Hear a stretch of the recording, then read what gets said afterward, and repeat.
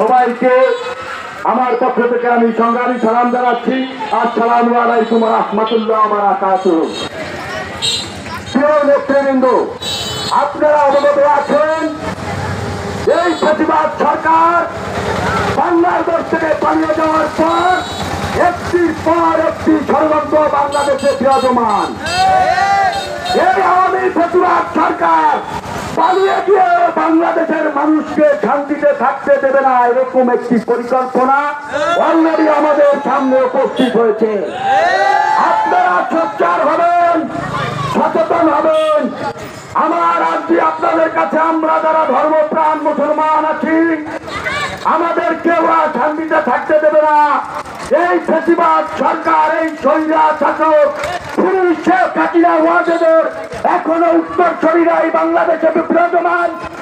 ওরা এখন একটার পর একটি নতুন করে এক ষড়যন্ত্র চালু করে যাচ্ছে।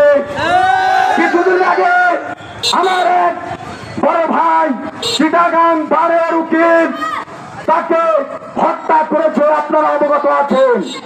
কেন হত্যা করেছে জানেন? তিনি হিন্দু সম্প্রদায়ের লোক যখন মুসলমান হতে গেলে ওদের একটি লটারি করা লাগতো।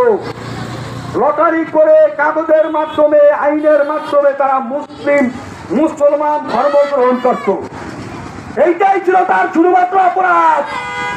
এই ইসলাম বাহিনী, এই ফ্যাসিবাদ সরকারের পালিত পশু, এই ইসলাম, এই স্বৈর শাসকের পালিত পশু, এদেরকে কোন জায়গায় ছাড় দেওয়া যাবে না।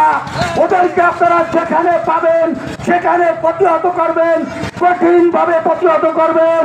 এই আশা এবং আগামী দিনে এই ইসলাম ধর্মকে রক্ষা করবেন, বাংলাদেশের 18 কোটি মানুষকে রক্ষা করবেন।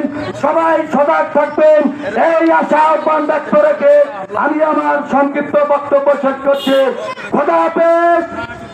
বাংলাদেশ জিন্দাবাদ। আসসালামু আলাইকুম ওয়া রাহমাতুল্লাহি ওয়া বারাকাতুহু।